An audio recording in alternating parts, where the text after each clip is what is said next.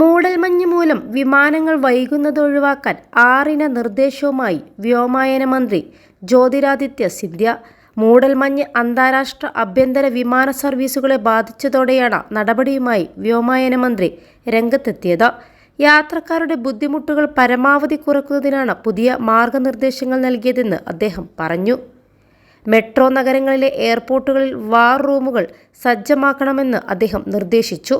Airline കമ്പനികളും ഇത്തരത്തിൽ വാർ റൂമുകൾ സജ്ജമാക്കണം. കൂടുതൽ CISF ഉദ്യോഗസ്ഥരെ വിമാനത്താവളങ്ങളിൽ ഡ്യൂട്ടിക്കിടണം. ഡൽഹി വിമാനത്താവളത്തിലെ 29L റൺവേ CAT 3 ടെക്നോളജി പ്രകാരം വിമാനമിറക്കാൻ കഴിയുന്ന രൂപത്തിലേക്ക് ആക്കിയിട്ടുണ്ട്. ഇതുമൂലം കനത്ത മൂടൽമഞ്ഞുള്ളപ്പോഴും ഈ റൺവേയിൽ വിമാനമിറക്കാൻ സാധിക്കും. +2 ഡിഗ്രി കഴിഞ്ഞവർക്ക് വേൾഡ്സ് ഫസ്റ്റ് AR/VR ക്ലാസ് റൂമിലൂടെ സ്മാർട്ട് ഫോൺ എഞ്ചിനീയർ ആവാം. കൂടുതൽ അറിയാൻ വിളിക്കൂ ബ്രിഡ്കോ ആൻഡ് ബ്രിഡ്കോ. വിമാനത്താവളത്തിലെ റൺവേകൾ വൈകാതെ ഈ രൂപത്തിലേക്ക് മാറ്റി വിമാനങ്ങളുടെ ലാൻഡിങ്ങിനും ടേക്ക് ഓഫിനുമായി തുറന്നുകൊടുക്കുമെന്ന് അദ്ദേഹം അറിയിച്ചു.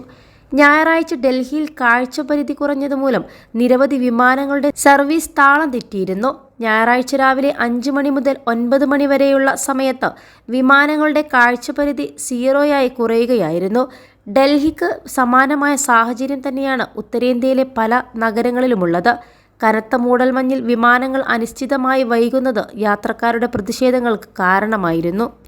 21 ലക്ഷത്തോളം സന്തുഷ്ടരായ ഉപഭോക്താക്കളും 2 ലക്ഷത്തോളം തിമിര ശസ്ത്രക്രിയകളും പൂർത്തിയാക്കിയ മലബാറിലെ ഏക കണ്ണാശുപത്രി Al Salama high hospital, hospital road, Perinthalmanna. ഉത്തരേന്ത്യയിൽ കനത്ത മൂടൽമഞ്ഞ് മൂലം ഈയടുത്ത് വിമാനങ്ങൾ വഴിതിരിച്ചുവിട്ടിരുന്നു. ഛത്തീസ്ഗഡ്, വാരണാസി, ലക്നൗ വിമാനങ്ങളാണ് വഴിതിരിച്ചുവിട്ടത്. ഡൽഹി വിമാനത്താവളത്തിലാണ് ഈ 3 വിമാനങ്ങൾ ഇറക്കിയത്. ഡൽഹിയിൽ തെളിഞ്ഞ അന്തരീക്ഷമാണുള്ളതെന്ന് വിമാനത്താവള അധികൃതർ വ്യക്തമാക്കി.